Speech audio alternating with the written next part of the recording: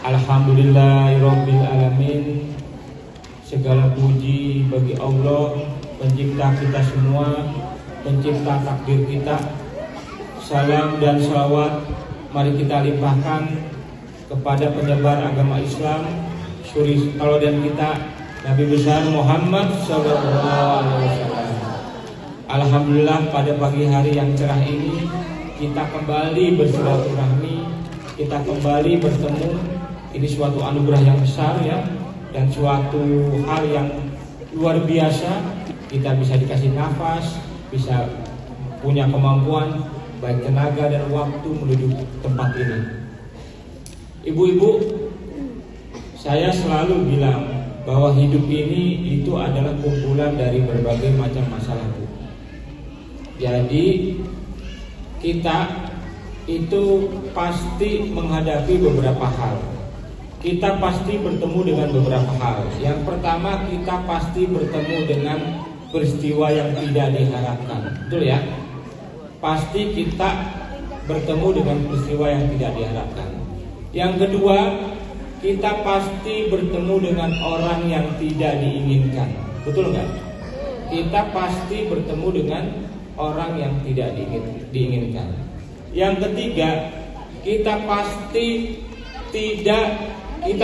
bertemu dengan sesuatu yang dibenci. Kita pasti akan bertemu dengan sesuatu yang dibenci. Pertama, kita pasti bertemu dengan peristiwa yang tidak diharapkan. Yang kedua, kita pasti bertemu dengan orang yang tidak disukai. Dan yang ketiga, kita pasti bertemu dengan sesuatu yang dibenci. Oleh karena itu, Bu, terpaksa, Bu, mau nggak mau, kita harus siap. Kita harus siap ketika bertemu dengan peristiwa yang tidak diharapkan. Kita harus siap dan tenang ketika bertemu dengan peristiwa yang tidak diharapkan. Yang kedua, mau tidak mau, siap tidak siap, kita harus siap bertemu dengan orang yang tidak kita inginkan. Kita harus bertemu dengan orang yang dibenci, harus siap. Orang yang gak enak, orang yang gak menyenangkan, kita harus siap.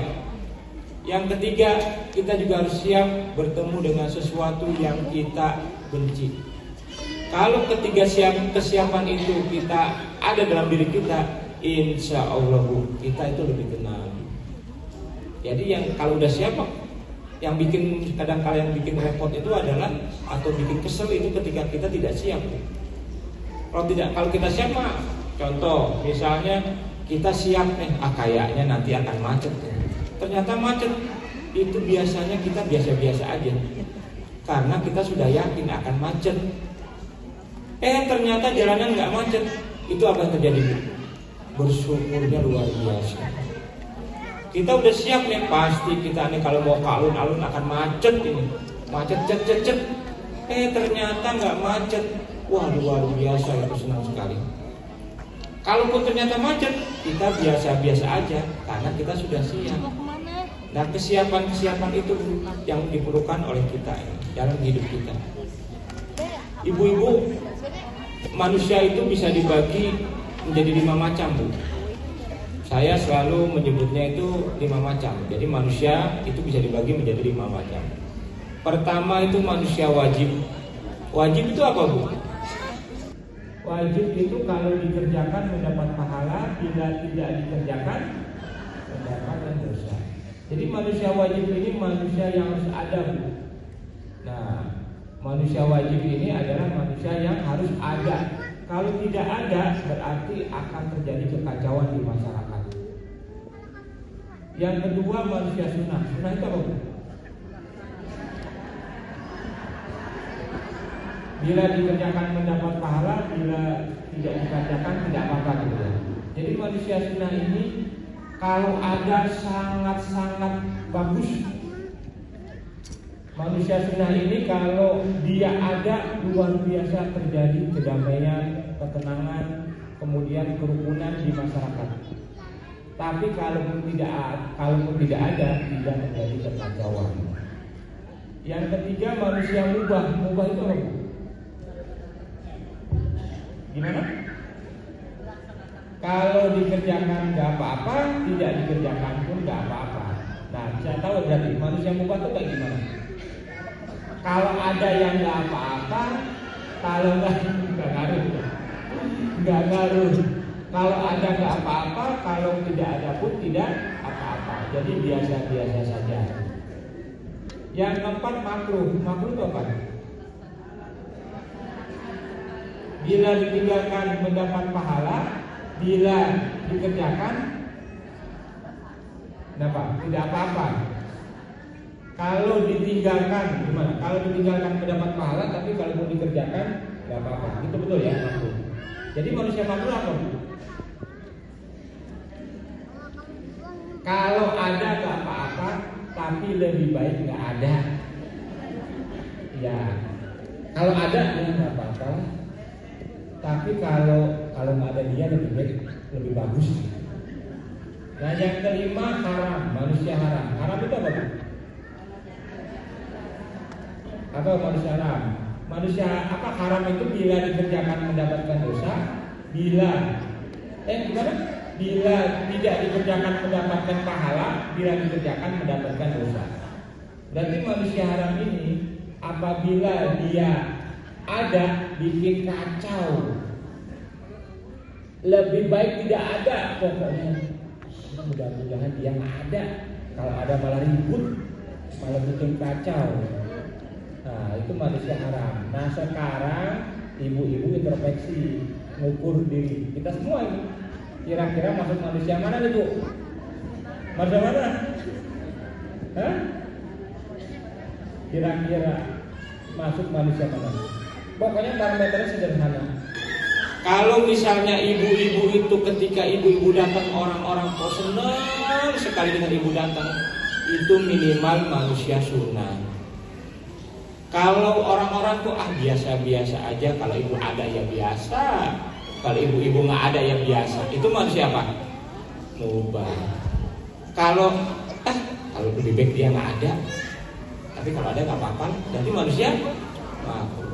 Tapi kalau nggak ada orang ini, nggak ada pengajian, tidak ada apa-apa, nggak bisa gerak, nggak bisa jalan, itu termasuk manusia apa? Manusia wajib. Jadi ibu-ibu tinggal ngukur. Nah, untuk mencapai level sunnah dan wajib itu, salah satu caranya itu adalah meningkatkan kontribusi buat masyarakat, meningkatkan ilmu. Makanya ibu ketika ikut majelis taklim jangan sekedar datang saja, itu harus bertambah 4 hal ya. Ingat gak? Kenapa ikut majelis taklim Al-Hilal itu supaya bertambah 4 hal? Ingat gak? Mengapa ikut majelis taklim Al-Hilal? Mudah-mudahan ibu-ibu itu bertambah 4 hal. Kalau bertambah 4 hal ini, ibu-ibu nanti levelnya naik, Bu. Dari misalnya makruh menjadi mubah menjadi sunnah, syukur menjadi wajib. Pertama ya, ikut majelis taklim Al-Hilal, ikut pengajian tabligh akbar ini, atau ikut pengajian kelompok yang oleh para ustaz dan para koordinator, itu mudah-mudahan ibu-ibu satu bertambah sahabat ya. Jadi ikut pengajian Al-Hilal ini akan bertambah 4 hal. Pertama, bertambah sahabat. Makanya ibu-ibu harus bertambah sahabat. Mungkin sekarang agak belum kenal semuanya kan ya? Harus kenalan, Bu. Yang dari RT lain, dari RW lain, sayang, Bu. Ikut pengajian cuma sekedar datang begitu aja. Harus kenalan dengan kanan kiri, depan belakang dengan RT RW lain. Yang kedua, mudah-mudahan ibu bertambah ilmu. Yang ketiga, mudah-mudahan ibu bertambah pahala. Yang keempat, mudah-mudahan bertambah besan. Oh enggak ya. Mudah-mudahan ibu-ibu bertambah rezeki. Tapi siapa tahu beneran bertambah jadi besan kan? Jadi jangan Bu, daripada mencari besan dari yang jarang ngaji, lebih baik cari besan yang bestie lah, yang bisa sama-sama ngaji. Kalau ibu-ibunya senang ngaji, sepertinya kemungkinan besar anak-anaknya soleh dan solehah. Jadi udah jelas lah bobot dan bibitnya. Iya, karena nih kalau misalnya anak kita, saya juga punya anak perempuan ibu, ketemu dengan pasangan yang tidak bisa menjaga, itu waduh repot banget itu. Kita udah jaga dari bayi, ya, dari lahir bayi sampai besar, dikuliah sekolahkan di tempat yang terbaik, dapatnya misalnya yang nggak baik kan, aduh luar biasa juga. Nah mudah-mudahan di sini bisa juga ya, bisa saling tuker-tukeran anak ya gitu ya, dan tuker-tukeran untuk jadi besan jadi. Oke ibu-ibu, sekarang kita akan doa dan zikir bersama. Ini suatu tradisi yang terus-menerus selama bertahun-tahun kita lakukan. Kita berdoa dan berzikir bersama. Ketika berdoa dan berzikir itu bayangkan Bu, sambil sesekali membayangkan anak ibu, sambil membayangkan suami ya, sambil membayangkan keluarga, orang tua, mendoakan orang tua yang masih ada supaya sehat selalu, mendoakan orang tua yang sudah tidak ada lagi supaya ditempatkan di sisi Allah yang terbaik, yang ini segala tadi. Saya ada lupa nih sebenarnya. Biasanya kita, ibu saya ini punya tradisi Bu. Ibu saya itu setiap maghrib sampai isya itu baca Quran dan di depannya selalu ada air minum. Air minum, habis baca Quran terus berdoa. Kemudian air minumnya itu dikasih ke saya. Jadi di rumah saya itu isinya air minum yang didoakan sama ibu saya. Tepuk tangan buat ibu saya. Rajin banget gitu ya. Rajin banget. Jadi ternyata Bu, ini ada penelitian Bu. Sayang ya, kapan-kapan saya coba ini kita akan coba tunjukkan air yang didoakan itu ketika diteliti pakai mikroskop elektronik yang bisa diperbesar sampai jutaan kali, itu kristalnya jadi bercahaya.